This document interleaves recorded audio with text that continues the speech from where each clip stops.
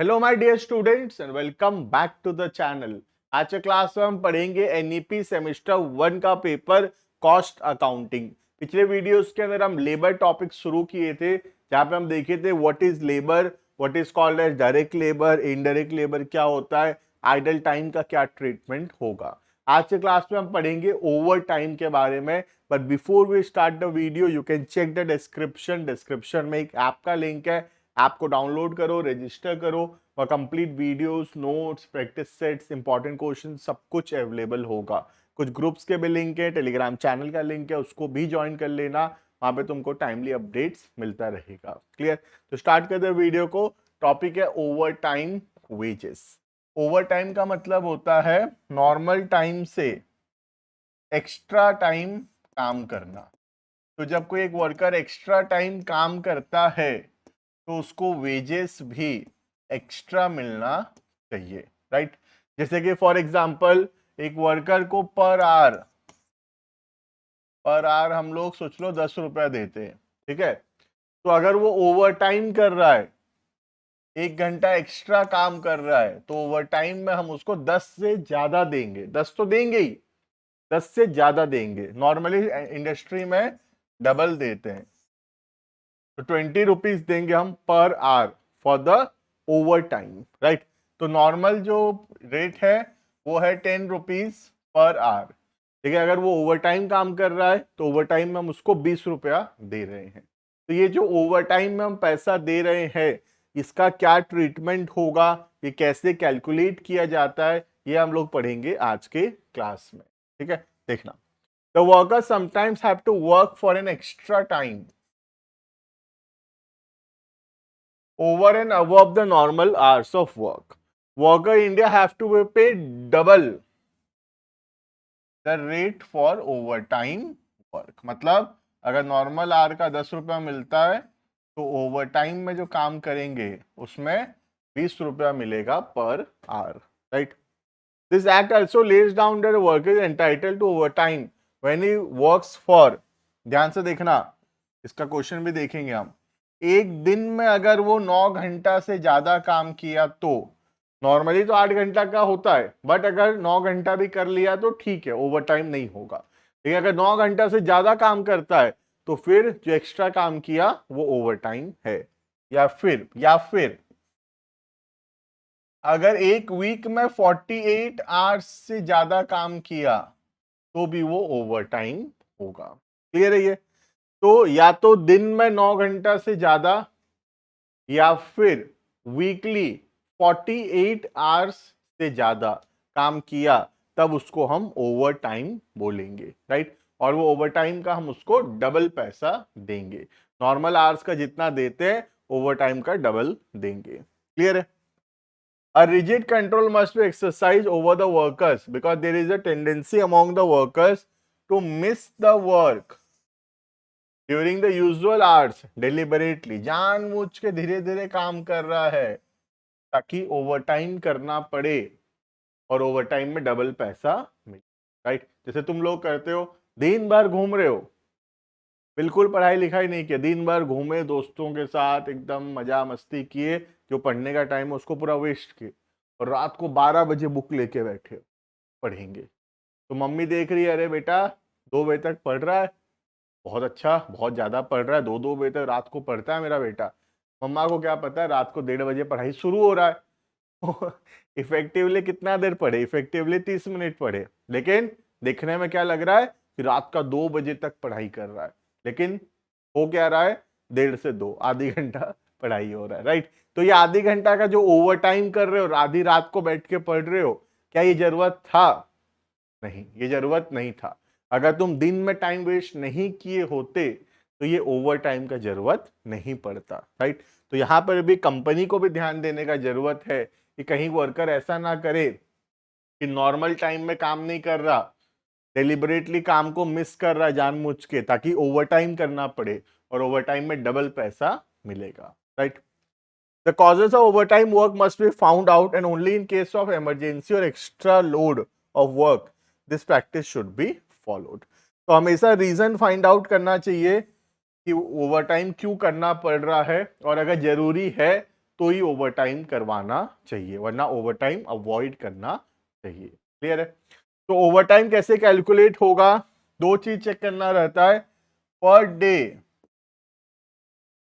9 hours से ज्यादा नहीं होना चाहिए, और दूसरा एक वीक में 48 आवर्स से ज्यादा नहीं होना चाहिए। क्लियर है? तो एक एग्जांपल से देखते हैं कि कैसे होगा। सपोज एक वर्कर है जो वीक में Monday, Tuesday, Wednesday, Thursday, Friday and Saturday कितना कितना घंटा काम किया? 11 घंटा। ठीक है, 9 आवर्स,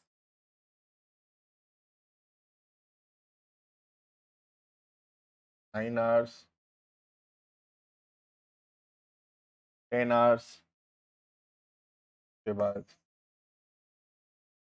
8 आवर्स, और उसके बाद 9 आवर्स। ठीक है, तो हमको यह निकालना है कितना घंटा का पैसा उसको नॉर्मल के हिसाब से मिलेगा और कितना ओवर टाइम के हिसाब से। ठीक है, तो सॉल्यूशन देखते हैं। देखना, मंडे,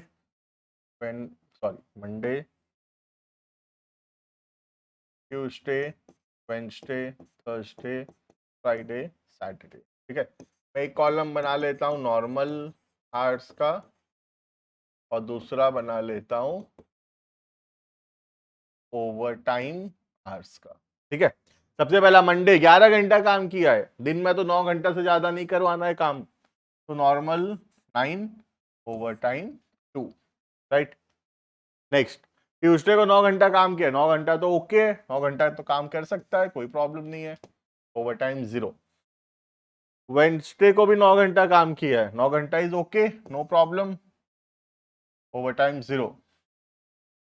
थर्सडे को 10 घंटा काम कर लिया, 9 ही करना चाहिए था, एक एक्स्ट्रा कर लिया, ओवर टाइम हो गया। राइट, फ्राइडे 8 घंटा, ध्यान से देखना टोटल भी 48 से ज्यादा नहीं होना चाहिए ना, टोटल जो है ये टोटल भी तो 48 से ज्यादा नहीं होना चाहिए ना। राइट, क्योंकि एक वीक में 48 घंटा से ज्यादा नॉर्मल आवर्स नहीं हो सकता। राइट, तो 9 9 9 9 कितना हुआ? अभी 36 हुआ है। राइट, तो 8 घंटा काम किया, कोई प्रॉब्लम नहीं है भाई, नो ओवर टाइम।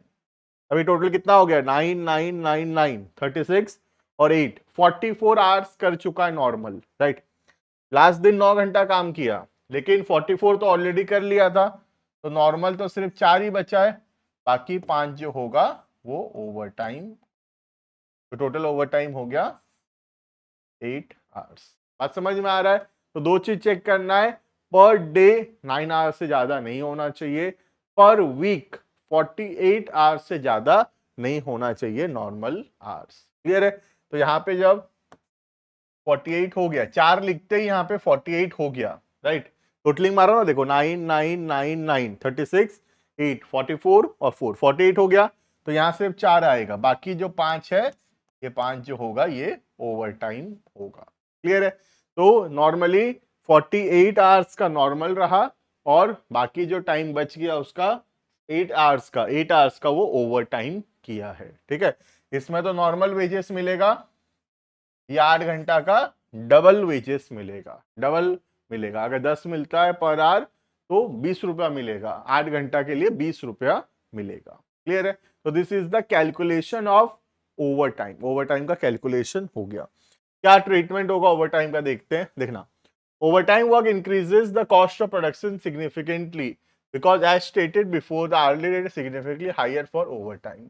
तो जो खर्चा है, जो कॉस्ट ऑफ प्रोडक्शन है, कॉस्ट ऑफ प्रोडक्शन इंक्रीज हो जाएगा ओवर टाइम के वजह से, क्योंकि ओवर टाइम में डबल पैसा दे रहे हो, तो कॉस्ट ऑफ प्रोडक्शन बढ़ेगा उससे। ठीक है, more over additional expenses like lighting, depreciation, cost of supervision, ये सब खर्चा भी इंक्रीज होगा। राइट, तो अगर ओवर टाइम हो रहा है तो ओवर टाइम में वेजेस तो ज्यादा जाएगा ही, प्लस इलेक्ट्रिसिटी भी ज्यादा खर्चा होगा, ज्यादा देर वर्कर काम करेगा तो लाइट फैन ऑन रहेगा। राइट, डेप्रिसिएशन भी ज्यादा होगा, तो ये सब खर्चा भी बढ़ेगा। Right, the over time wages can be taken at direct or indirect depending upon its identifiability with specified jobs or product. तो ओवर टाइम डायरेक्ट भी हो सकता है इनडायरेक्ट भी हो सकता है। अगर कोई पर्टिकुलर जॉब या प्रोसेस का है तो वो डायरेक्ट है, और अगर कोई पर्टिकुलर जॉब या प्रोसेस से रिलेटेड नहीं है तो वो इनडायरेक्ट होगा। Clear? In case overtime wages are necessary to be paid on account of their intention to increase the general output of the factory, the cost of such overtime or night work should be taken as works overhead. तो अगर normally overtime normal है, हमारा intention है production बढ़ाना, और production बढ़ाने के चक्कर में हमको ओवरटाइम करवाना पड़ रहा है, तो ये हमारे लिए जो खर्चा हो रहा है ओवरटाइम का, इसको हम फैक्ट्री ओवरहेड में लिखेंगे। क्लियर है? Where overtime work has been necessarily on account of special request of the customer. Customer बोल रहा है जल्दी जल्दी काम करो, भले ही ओवरटाइम करवाना पड़े लेकिन जल्दी काम करके दो, तो जो एक्स्ट्रा खर्चा होगा कस्टमर के रिक्वेस्ट के वजह से, ये एक्स्ट्रा पैसा हम कस्टमर से चार्ज करेंगे। क्लियर है? तो डायरेक्टली रिकवर करना चाहिए हमको, उस जॉब से, उस कस्टमर से रिकवर कर लेना चाहिए। जैसे मैं बोला कि सपोज एक कस्टमर आया और बोला कि एक फर्नीचर चाहिए, मैं बोला कि 10 दिन लगेगा, बना के देंगे। वो बोला भैया अर्जेंट है, 6 दिन में बना के दो, भले ही एक्स्ट्रा पैसा लगे लेकिन आप 6 दिन में बना के दो। तो मैं क्या करूंगा, मैं बोला ठीक है, जो एक्स्ट्रा पैसा लगेगा तुम देना, मैं 6 दिन में बना के देता हूं। मैं वर्कर को बोला ओवरटाइम कर लो, डबल पैसा मिलेगा, 6 दिन में बना के देना है। तो वर्कर 6 दिन में बना के दे दिया, लेकिन उसके वजह से ओवरटाइम करवाना पड़ा। ओवरटाइम क्यों करवाना पड़ा? क्योंकि कस्टमर बोला कि जल्दी चाहिए सामान, तो ये एक्स्ट्रा खर्चा जो हुआ ओवरटाइम का, ये पैसा हम रिकवर करेंगे from the customers. Right? Next, the payment of overtime necessity by abnormal factors. कोई अगर एबनॉर्मल फैक्टर, जैसे कोई ब्रेकडाउन हो गया है, या फिर खाली टाइम है, एबनॉर्मल आइडल टाइम है, ये सब एबनॉर्मल खर्चा है, और कहाँ ट्रांसफर होगा? Costing PL account. क्लियर? तो अगर एबनॉर्मल है तो कॉस्टिंग पीएल में। तो ट्रीटमेंट क्लियर हो गया होगा। अगर जनरल है, नॉर्मल है, हम खुद कर रहे हैं प्रोडक्शन बढ़ाने के लिए, तो हम उसको वर्क्स ओवरहेड में लिखेंगे। अगर कस्टमर के रिक्वेस्ट से ओवरटाइम कर रहे हैं तो कस्टमर से चार्ज करेंगे, और अगर एबनॉर्मल रीजन है तो उसको ट्रांसफर करेंगे कॉस्टिंग पीएल अकाउंट में। क्लियर है? Next, the foreman should prepare a list of workmen required for overtime work and get it duly approved by the works manager. कौन कौन वर्कर ओवरटाइम करेगा, ये वर्क्स मैनेजर अप्रूव करेगा। The list should be sent to wages officer after recording the time in their time cards, so that extra payment can be made. फिर हम इसको wages officer के पास भेज देंगे ताकि वेज ऑफिसर चेक करे और एक्स्ट्रा पेमेंट करे, क्योंकि ओवरटाइम का डबल पैसा देना है। Right? Proper planning is required for keeping the overtime premium cost to the minimum. ठीक से प्लानिंग करना चाहिए जिससे ओवरटाइम का खर्चा कम से कम हो। Right? Factors like demand for the product, production capacity, seasonal conditions should be kept in mind. तो ये सब चीज से फर्क पड़ता है, क्या डिमांड है, क्या सीजन है, हमारा प्रोडक्शन कैपेसिटी क्या है, इन सब चीजों से प्रभावित होता है कि हम कितना ओवरटाइम करवाएंगे। राइट? हमको हमेशा कोशिश करना चाहिए ओवरटाइम को कम से कम करने का। ठीक है? Effect of overtime on productivity. Overtime payment involves extra cost, normal से एक्स्ट्रा खर्चा लग रहा है, and it should be restored in only in case of absolute, जब जरूरी है इसीलिए तभी करना चाहिए, क्योंकि एक्स्ट्रा खर्चा हो रहा है, इसलिए जब जरूरी है तभी हमको ओवरटाइम करना चाहिए। ठीक है? Overtime payment increases the cost of production due to following reason. क्या क्या रीजन है कॉस्ट बढ़ने का? पहला, द ओवरटाइम में अपने आप में एक्स्ट्रा पेमेंट, डबल पैसा दे रहे हो, है ना, 10 देते थे तो अब 20 दे रहे हो, तो ऐसे ही खर्चा बढ़ेगा। Right? Second, the efficiency of worker working overtime में बी लेस। एफिशिएंसी कम होगा, क्योंकि ऑलरेडी थका हारा है बेचारा, 11 घंटा काम कर रहा है तो थक गया होगा ना, तो जब थक जाएगा तो लास्ट में जो काम करेगा उसमें एफिशिएंसी काफी कम होगा। राइट? तो वर्कर जो ओवरटाइम कर रहा है उसका एफिशिएंसी कम होगा। The workers may not work to be efficient during normal time, और हो सकता है नॉर्मल टाइम के समय वो ठीक से काम ना करे ताकि ओवरटाइम में काम करने को मिले। राइट? तो इससे प्रोडक्टिविटी खराब होगा नॉर्मल टाइम का। तो दो रीजन है, देखो, एक तो नॉर्मल टाइम में काम नहीं कर रहा जानबूझ के, और दूसरा ओवर टाइम के समय थक गया होगा, क्योंकि नॉर्मल टाइम कर चुका है, उसके बाद ओवर टाइम है, तो थक गया होगा, थका हुआ वर्कर का एफिशिएंसी कम होगा, right. Reduce output and increase in labour cost due to over time premium result in increases cost of production.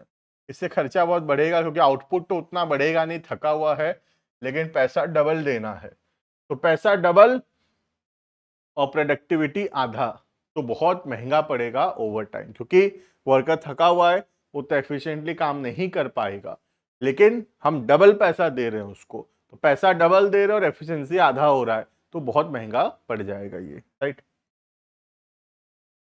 Reason of allocation, पहला, the overtime of has been treated indirect charge as assumption that this में necessary on account of general increase in work. तो अगर काम बढ़ा है तो ये हमारे नॉर्मल खर्चा है, जिसको हम ओवरहेड में लिखेंगे। तो अगर काम सच में बढ़ा है, सच में प्रोडक्शन बढ़ाना है, और प्रोडक्शन बढ़ाने के लिए हम ओवरटाइम कर रहे हैं, तो वो ओवरहेड में खर्चा को लिखा जाएगा। ये ऑलरेडी पढ़ लिए, समराइज कर रहे हैं, ठीक है। अगर कस्टमर का रिक्वेस्ट है तो फिर उस पर्टिकुलर जॉब से वो पैसा रिकवर होगा।